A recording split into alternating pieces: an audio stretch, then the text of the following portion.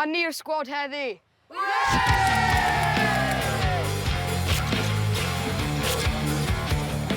Mae lot o pobl ddim yn gwrando ar y hyfforddwyr, ond yr un mwyaf yw Roger Jenkins.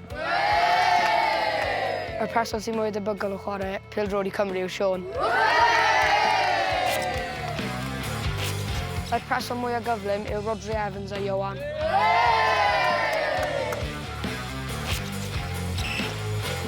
Y chwaraewr gorau am neu keepio up yw Jack. Y person sydd ddim yn swil yw Roger Jenkins neu Griff. Yr chwaraewr sy'n methu taclo yw Gito.